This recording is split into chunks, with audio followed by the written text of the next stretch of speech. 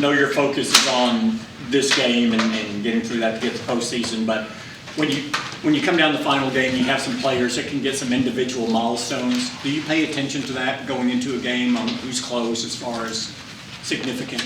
Yeah, I'm not totally aware of every one of them as I stand here in front of you at this moment, but yeah, I mean, you're definitely will be by game time. I think there's definitely some common sense to, a player, going over 1,000 yards, for the first time, and so yeah, I definitely will be engaged in that.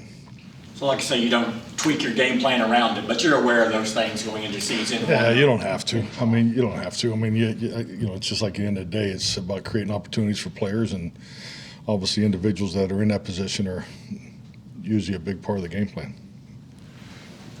Maybe some rain and Sundays. You conscious of that with some of the players and going into the game at all? Get ready for the playoffs, the weather. Conscious of it? Well, I'm just saying, will it affect who you play and who you won't play? Oh, I thought you were talking more from a game management standpoint. No, because that was a topic in our team meeting today. I thought maybe you might have snuck in. No, but no, it's just it's that time of year. I think you watch what happened in Green Bay with Minnesota and having proper shoes, and we're playing outdoors. Obviously we're watching the rain. My last I heard this morning, it was not going to probably get there till about 7:30, so hopefully we'll be done by then. But yeah, definitely. I mean, you got to be in tune with the the climate and everything. Where you're going to compete was my focus. But as far as who plays and who doesn't play, the weather is not impacting those decisions. Like Todd Archer with ESPN, when you're playing a team like Washington who's out of it, do you kind of have to expect anything from them, fourth and whatever they could go for, or trick plays, things like that? Yeah, definitely. But let's be honest. Ron's always been aggressive with fourth down decisions. I mean, he's probably one of the first ones to go that route. So, defensive coordinator, obviously Jackson, that's his personality, and I think Scott's creative, and they have aggressive special teams. So, yeah, that's all part of the plan, and and at the end of the day, it's only going to help us because any type of stressful situation that's created in Sunday's game, obviously it gives us a chance to compete and win in that particular situation, but also it gives us more experience. So yeah, I hope they do. Hey, Wolf, Cowboys radio. With Sam Howell, obviously real limited sample size, and I'm sure you looked at everything, but do you place more emphasis on what he did at North Carolina or the preseason work? Just really his play style based off what you see in college, but most importantly the preseason, just get a feel of how he plays the position.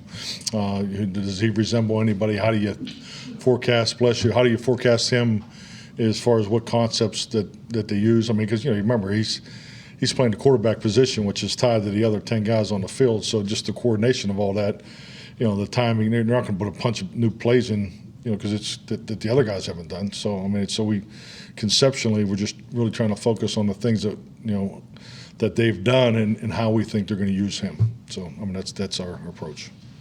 Calvin Watkins, Sporting News.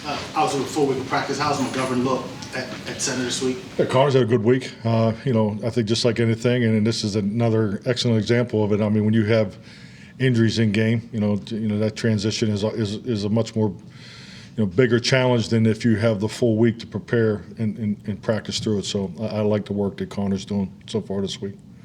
Okay. CD was telling us the other day about T.Y. and how much he's helped him just with tips and stuff like that, and been a big brother.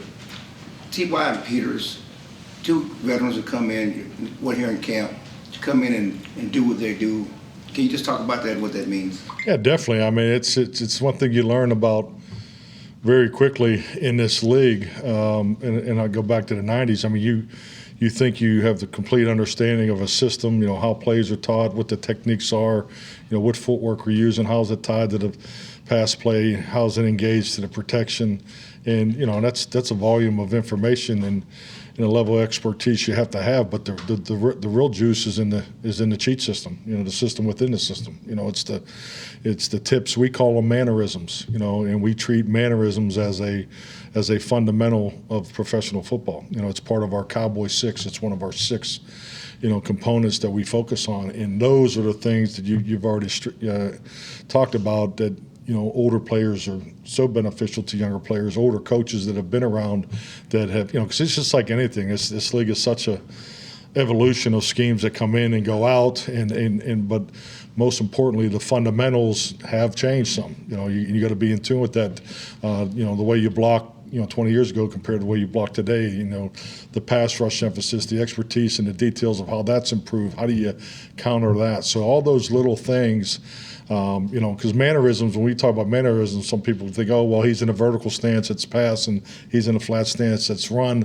It's much more than that, and those are the types of things that, as a coach, you emphasize with your whole group, but when you have the veteran that's done it, especially a veteran that's done it somewhere else, and now he's trying to apply his knowledge and experience to the current concepts, those little things they're very useful, and it's something that I was very fortunate to be able to sit in a room, in a quarterback room, and listen to Joe Montana and Dave Craig have conversations, and I think Dave was 38, Joe was 37, and I was 29. So so those little things that you learn, that's why I encourage our older players to give back to the young players. I mean, it's a big part of having a young team and the youth coming together. I mean, those things are all very important. So both those guys have been excellent.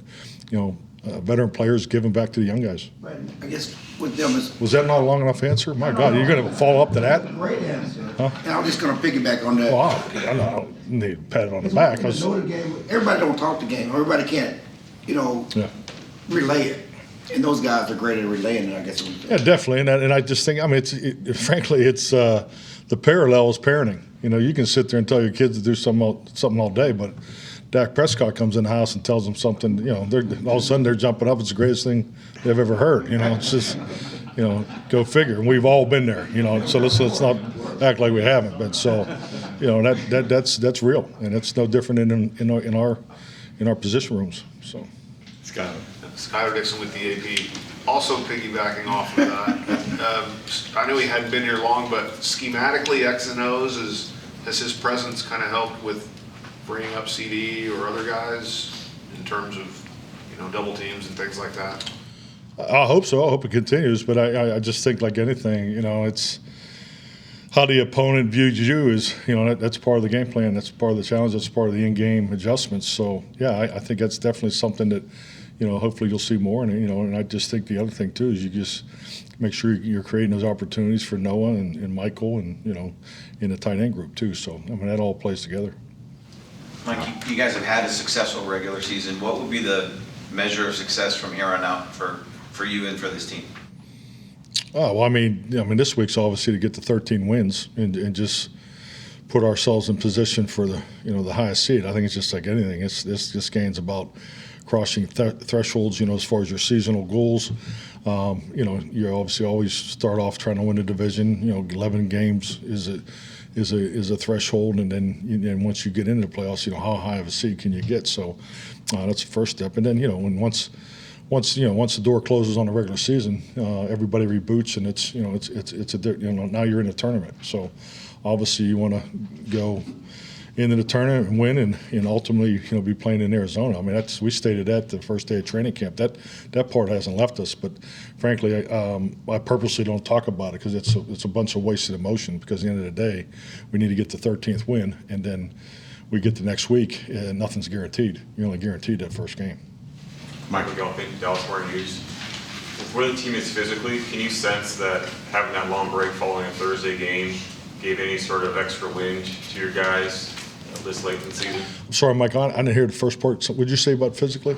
Just where they are from a freshness, I suppose, standpoint, that having that Thursday game, the layoff that followed, you sense that gave your team a bit of a wind? Oh, yeah, definitely. Just in the work Wednesday. The first play of the team period, Zeke took off like a rocket ship, and it was like, okay, that young man took advantage of his time off. So yeah, definitely. I think they all feel much better, and because that's a different run right there. It's good to be back in a 7-day stretch too, on this side of it, because hopefully we may have to play on Monday night, but hopefully we are in 7-game stretches in the playoffs, because I think that's when we're all at our best. 7-stretch work weeks, 7-day work. Mike, what has Brian Schottenheimer meant in the role that he's had for you guys this year? Tremendous. Really Ben McAdoo, he laid the groundwork for it, and then Brian come in here and just really pivoted right off of what Ben had established and really took it to another level as far as his involvement. He's in there he's watching video, nonstop, and he puts together, a very extensive, forecasting report. He's working on Tampa, he's working on the, other combinations, and those will be done today. So, that our coordinators can take a peek at that tonight, and so that conversation starts early. So, there's so much prep work that our young coaches do a phenomenal job. We call it the pit, the quality control guys. So between the combination of the pit, the personnel department, they're doing their part, and then Brian Schottenheimer, it's created, it's made our prep work. It's at a different level than I've ever experienced, and not only that, I think Brian gives such great insight because he's coordinated, he's called plays, and he's worked in different offenses. I know he's really enjoyed the time. He's worked extensively in the offseason with the defense, so more time to spend over there has been great for him personally. But no, he's done a tremendous job for us. John Michelle, The Athletic.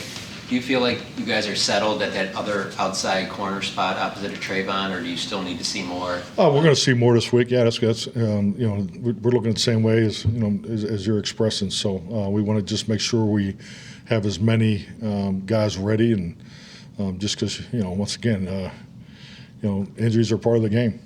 So we just want to make sure that we can hopefully maybe get some guys some work this week that have not, just continue to gather information. That's Will and I talked about this morning. Dan and I visited about it again last night. So those are the conversations we're having internally.